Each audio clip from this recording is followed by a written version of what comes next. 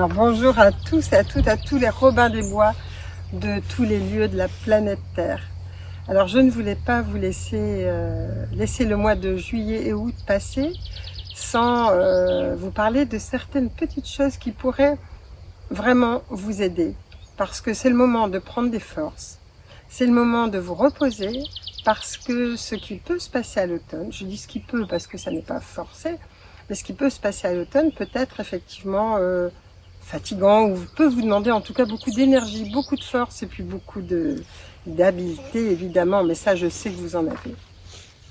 Donc ce que j'avais envie de vous proposer pour justement vous régénérer, alors vous allez me dire, quand je vous l'aurai dit, vous allez me dire « Ah mais c'était trop simple !»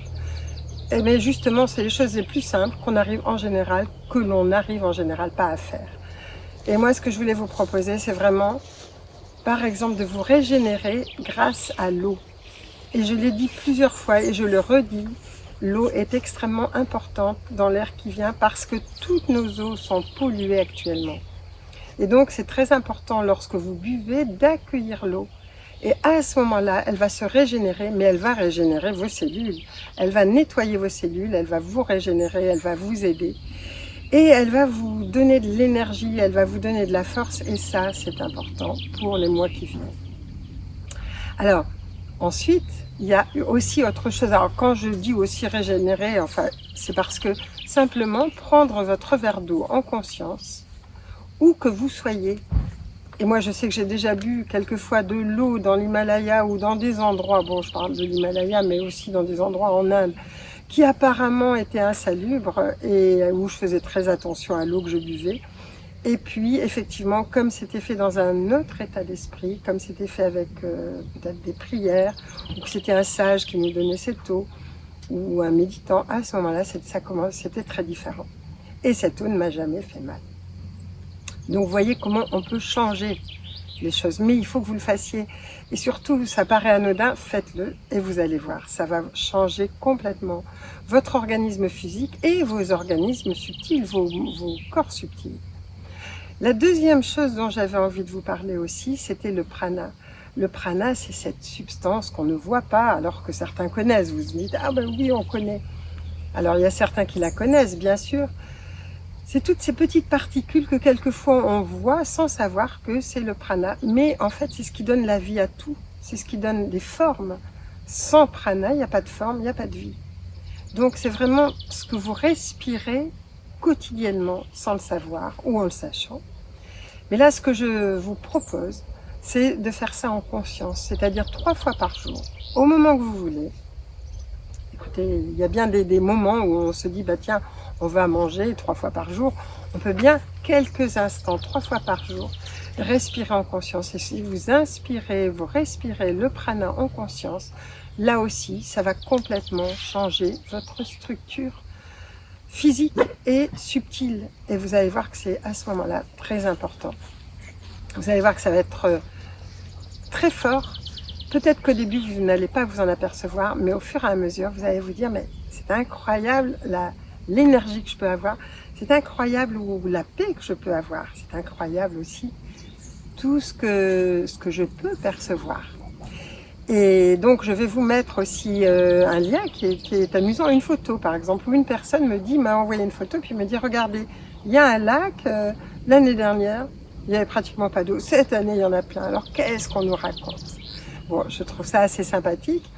Et puis, je vais aussi vous mettre des liens, pour vous montrer des produits et des sous-produits de, par exemple, Nestlé, de Monsanto, et puis aussi de ceux qui ont des élevages en batterie, vous savez, ces horribles élevages. Et vous allez voir pourquoi. Je ne vous le dirai qu'au mois de septembre, parce que je ne vais pas vous dire pourquoi je vous dis ça, mais vous devez deviner, évidemment. Mais comme j'ai pas envie d'avoir de problème avant, de pouvoir avoir mis ça en place, c'est pour ça. Mais je vous donne quand même les listes, faites-les passer un maximum, et puis vous devinez sans doute ce que nous allons en faire par la suite. Alors aujourd'hui, ce que je voulais vous offrir, c'est la présence d'une autre personne, parce que j'avais envie que vous puissiez aussi petit à petit commencer à ouvrir vos sens subtils. J'en ai parlé plusieurs fois, même si je ne l'ai pas fait. et vous dire que j'aurai des invités. Ma première invitée, donc, c'est Sylvie Hetzel qui va venir et qui va vous expliquer, enfin vous parler, vous dire comment on peut rentrer en contact avec les êtres de la nature. C'est sa spécificité, elle a fait des livres, elle fait des stages sur le sujet. Vous allez voir que vous pouvez vraiment vous amuser et faire des choses très sympathiques avec ce qu'elle va, les petits éléments qu'elle va vous dire et qui eux aussi sont simples parce qu'on ne veut pas vous pourrir la vie pendant l'été, mais au contraire vous aider à redevenir comme des enfants, des adultes enfants, et ça c'est important. Voilà, je vous souhaite le meilleur et je laisse la parole à Sylvie. Bonjour à toutes et à tous. Donc aujourd'hui, je vais vous donner quelques petits conseils pour vous approcher des êtres de la nature et affiner vos sens subtils. Donc la première chose que je pourrais vous dire, déjà, c'est de ne pas vouloir voir les êtres de la nature, parce qu'en fait, c'est comme si vous, les voir, c'est comme la cerise sur le gâteau. Mais ce qui est intéressant, c'est toute la conception du gâteau et tout le cheminement que vous allez faire pour faire le gâteau et le déguster ensuite. Et la cerise, c'est pas vraiment ce qui est le plus important. Vous verrez que certains pourront les voir, effectivement, ça peut arriver, mais certains vont juste les sentir ou les entendre. Enfin voilà, c'est pas le but de la chose. La deuxième chose, c'est de ralentir. On est souvent dans un rythme très rapide dans notre vie quotidienne. Donc ralentir et apprendre à se poser, se déposer sur la terre. Donc ça, ce que vous pouvez faire éventuellement, c'est vous allonger sur le ventre comme si vous étiez un bébé sur le ventre de votre mère et vous en profitez pour vraiment tout offrir, tous vos stress, vos angoisses, vos colères, etc. Toutes vos tensions, vous pouvez les déposer sur la terre. Et la terre, elle est vraiment, elle est complètement, elle peut transformer tout ça facilement. Vous pouvez pour cela vous inspirer du coquelicot et voir à quel point il ne porte aucun poids. Vous voyez ces boutons, ils sont abandonnés comme ça. Il n'y a pas de poids qui est porté. La troisième chose dont je voulais vous parler, c'est de renouer avec votre enfant intérieur. Donc pour cela, il y a différentes façons de le faire. Vous pouvez faire une petite méditation où vous allez à la rencontre de cet enfant. Et ensuite, vous prenez un moment pour vraiment prendre soin de lui et lui donner ce qui lui manque. En tant qu'adulte actuellement, vous pouvez vraiment nourrir les besoins de votre enfant intérieur et lui offrir ce dont il a besoin. Et comme ça, il pourra ensuite être dans la joie, la plénitude et aussi quand on est dans la joie, c'est là qu'on est vraiment proche des êtres de la nature parce que eux, ils sont sur un plan où il y a énormément de joie. Donc déjà, ça va vous rapprocher d'eux. Mais aussi, l'enfant, naturellement, il est proche du mystère et de la magie. Et donc, en étant dans l'énergie de votre enfant intérieur, vous allez retrouver cette magie et ce mystère naturel que vous portez en vous, mais qui a été oublié. Alors ensuite, apprendre à se laisser guider quand on va dans la nature. On a souvent des buts, on est un peu trop volontaire. Et apprendre vraiment à se laisser appeler par un rayon de soleil, le souffle du vent, une fleur qui vous appelle, un arbre. Et ensuite, vous approchez des arbres, des fleurs et utilisez vraiment tous vos sens et aussi la partie la plus subtile de vos sens qu'on n'a pas forcément l'habitude d'explorer. Et donc, ça va vous permettre, les sens c'est comme des portes qui vont vous ouvrir les mondes plus subtils. Donc il y en a qui seront plus habiles avec la vue, d'autres qui seront plus habiles avec l'odorat.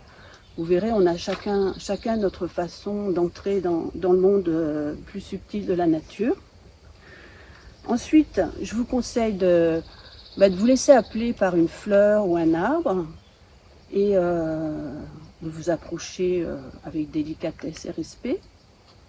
Et ensuite, de vous mettre à l'écoute de votre respiration et de vous laisser imprégner par l'énergie qui vient de l'arbre ou de la fleur et sentir les différences que ça va occasionner en vous.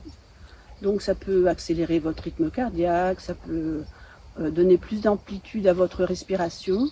Donc faites des expériences comme ça. Donc aussi au niveau émotionnel et mental, vous allez voir que ça va apporter des différences. Et petit à petit, vous allez pouvoir découvrir ce que cette espèce végétale apporte comme qualité sur la planète.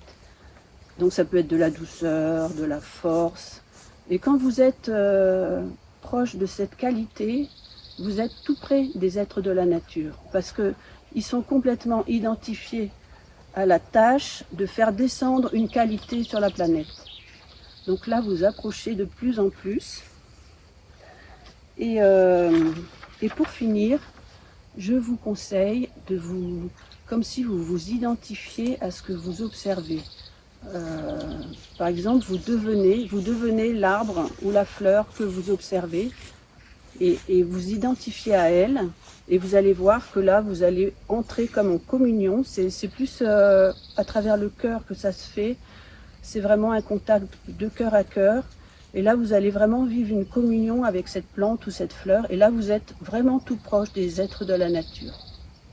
Voilà, donc c'est des expériences à faire, à refaire. Et je pense que de plus en plus, vous allez découvrir, faire de belles découvertes. Et je vous souhaite un bel été et de belles expériences avec les esprits de la nature. Au revoir.